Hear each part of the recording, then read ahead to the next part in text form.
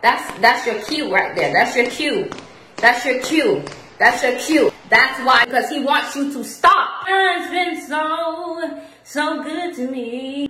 He's been so good to me. More than this whole world could ever see. He dried my tears away. Turned my dark days into sunny days. I won't complain. Hello everybody, it's Dr. Blue. Today we're going to talk about the eviction ban. We're going to talk about our wilderness, and we're going to talk about pushing through our pain, laughing at our pain, and pushing through. If you have not already, please subscribe. God is doing things in your life right now that you can't even see because you have been taught that everything that comes from God is going to make you smile, or everything that comes from God is going to be dopamine. And that's not true. Let's get to the eviction ban. If you're being affected by the eviction ban, I want you to reach out to me. I want you to contact me. It's going to be free of charge. But I want to go over some things about that eviction ban. I want to teach you what mind frame you have to put yourself into before you enter into this wilderness that you're about to go into. If you're about to face that eviction crisis, you're about to go into a big wilderness, right? A humongous wilderness. And matter of fact, I just felt it when I said that. A big wilderness. A big wilderness. Keep letting yourself know I'm about to go into a big old wilderness right now. Yeah. Just like when you're waiting in the line for a roller coaster, I'm about to go into a big old wilderness right now.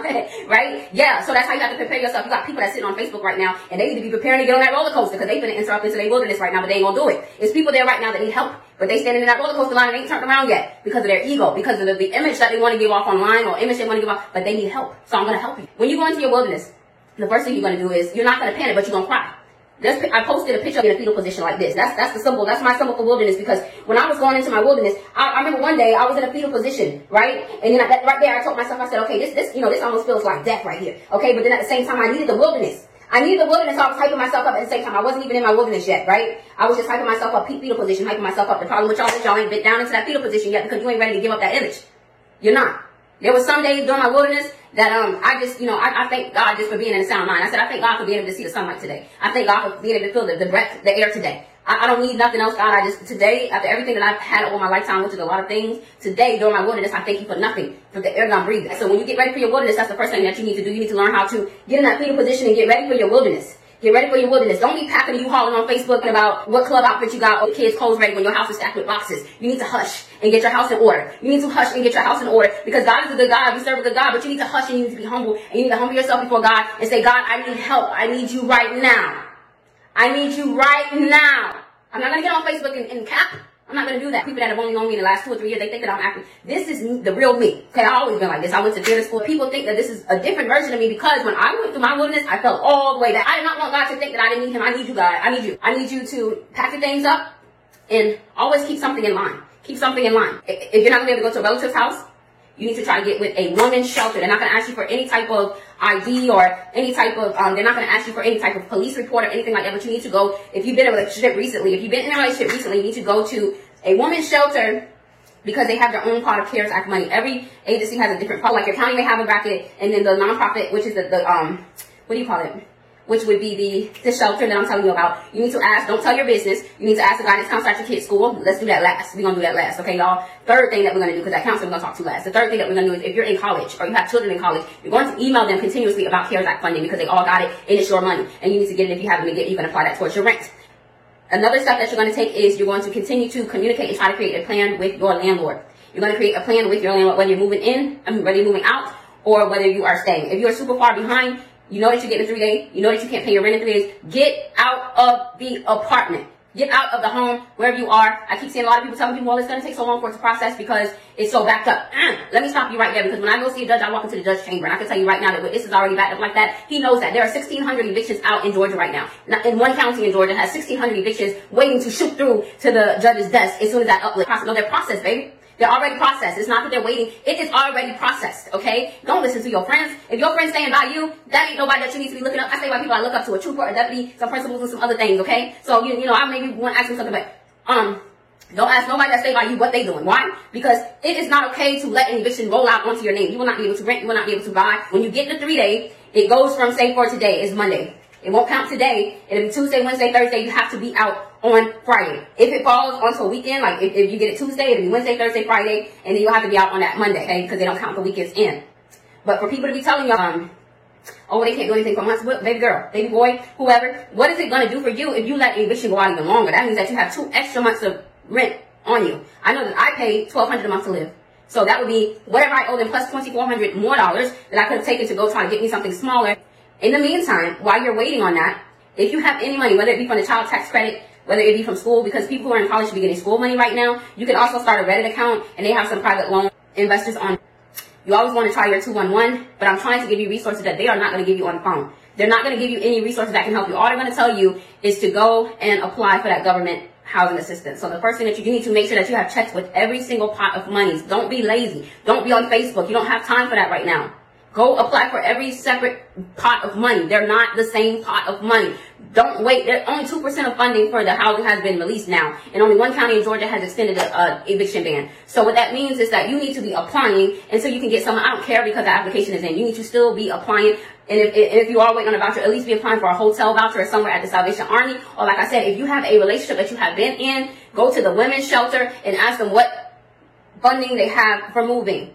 If you know that you have an eviction that you cannot pay cash for on the spot, move out of the place until you get funding. Take pictures that the place is empty because they can say that you never moved out. Take pictures, submit it with the clerk, email it. Don't talk mouth with nothing in that office. Email, text all the time with your office right now. If they're willing to give you a plan, which if you're super far behind, they may not be willing to give you a plan, but you need to email that or text that, the proof that you have moved out. And like I say, you don't have any time for air right now. You need to be on there applying for all of these pots of money, which would be the county money, then you have college money, and then you have the shelters money, and then you have like the homeless coalition in your area money, and then, you know, I hope you guys call this first 211. But what I'm just trying to make clear to you is that pot of money that people keep saying that they're waiting on, that is only one pot of money. People have their own funding that they have applied for to help out. So you need to be out there trying to apply for different things. When I went through my wilderness, what I did, it's going to be the most painful season of your life. This is going to be the most painful season in your life. What I did was, every single day, which I slacked off now, but I fill it up in other ways. Every single day during my wilderness season, what you have to do, like I was saying earlier, people think that God is obligated to help them out, and He's not. God is not obligated to you. He chooses to keep you safe. That's it. Okay? So when I was going through my wilderness, what I did was I was at church in the morning, I was at church in the afternoon, I was at church in the evening time, and I prayed, and I told God exactly what I needed. And I told God, if you get me through this particular season right here, I will do my best to change and live even more for you than I already am living for you. I would not miss church on morning, afternoon, night. I kept in it. I would be grocery shopping with God's word in my ears, okay? I'm not going to be sitting around with my homegirls cursing and doing all that and expecting God to fix my situation, because He's not going to fix my situation like that if I'm not willing to put an effort for Him. This is how you get through your wilderness. It's almost like when you have a scab that you have to rip off, right? And I told you guys the story about when my daughter was going to the hospital, to the doctor's office to get her first shots. Her doctor stopped me at the door and she said, wait, you take those off. And I panicked because I didn't realize why she wanted me to take brand new bandages off of a baby who had just gotten all of those shots. And she said, listen to me, once you let the blood dry up on those incisions, that's going to make the process hurt even more. The process is going to hurt way worse. And that's the same way that we have to think about our wilderness, because the longer that we wait to rip the scab off to start our wilderness, the harder it's going to hit us, the worse it is going to hit us. Depending on how you got into your wilderness, your process will be a little bit different. But for most people, before their wilderness is something that they're holding on to, that they've been afraid to rip that Band-Aid off. And now that it has dried up, they've been pushed into their wilderness, which is a great thing. That's great news. But the way that we receive it, if we're not always filled with dopamine, if something does not give a human dopamine, then we see it as a negative, when really it is a positive. It's us ripping the scab. If you put a miniature turtle inside a solo cup, that is the extent of the growth of that turtle. You have to think about your life the same way. If you put yourself into a box of people, box of keeping people happy who are not where you want to be, or a box of people keeping people happy who have hurt you before, or you stay in a box of people who just want you as that emotional fulfillment for them, that is the height of your growth right there. Is the box that you're keeping yourself in, that circle that you're keeping yourself in, is going to be the maximum growth that you have to take. It's not going to be easy, and it takes a lot of sacrifice. Many are called, but only few are chosen. And once you realize that, you will gain the courage to embrace your wilderness. There is no tour guide besides God for your wilderness. There is no accompaniment besides God and your children for your wilderness. You have to go through your wilderness before you, because God says that one day you will utilize your enemies as your footstools. So you cannot walk beside the people who have you caught up and captured in mess and expect to elevate. I don't want you guys to lose yourself in this wilderness season, because after every storm, they mention the rainbow, but they do not mention the harvest and the reaping, the things that are going to reach you. Don't get onto social media and tell people that God's got something for them.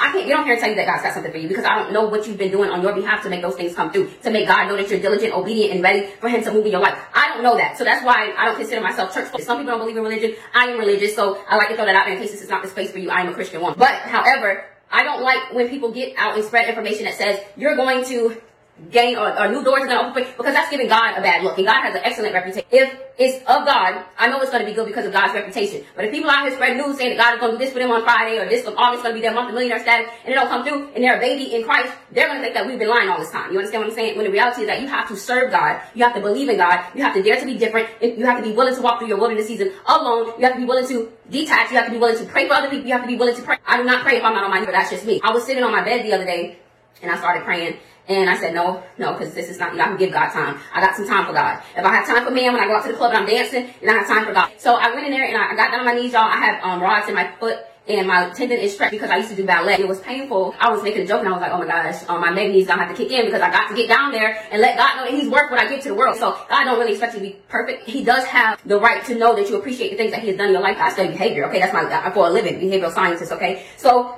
I see people complain about their situation. And every time I see it, I'm thinking to myself, I'm like, that's your cue right there. That's your cue. That's your cue. That's your cue. That's your cue. God doesn't want you to go out here and keep reproducing with people that don't have a male figure in these children's lives in the household. That's why your baby mama is putting you through something, because he wants you to stop. He wants you to stop leaving children in broken homes. That's why he's putting you through it with your baby mama, because he wants you to stop. That is not your baby mama's fault. That is God telling you to stop it. People have been taught that everything that comes from God is good. If God would have never pushed me into my wilderness, I would have never seen the peak of the mountain, because financially I didn't have to worry about anything, right? So God had to cause something. He had to cause something in order to open up your eyes and show you that you need him. And there's way more out there in your life for you. There's way more out there in your life for you. And I don't really go into this because I believe in witchcraft. So I don't knock witches. I believe in witchcraft, so I watch my tongue, okay? Back to school is coming right now. What did I tell y'all about that roller coaster? You're going to feel like you're on a roller coaster ride, and you're going to feel like you're school shopping while you're on a roller coaster ride, okay, at the same time. So you're going to get your child some things, right? You're going to get your child some things, but you're also going to talk to your child about the wilderness. So you're going to hype the wilderness all the time. And you're going to keep your emotions under control because you have a child. Keep your emotions under control in front of your kids, okay? Because the kids walk in real quick. They lock stuff in real quick. I'm praying for y'all. You're the only friend I'll ever know. If you are being ungrateful, if you're not acknowledging him, and lastly, I believe you're living in sin. There's a difference between sinning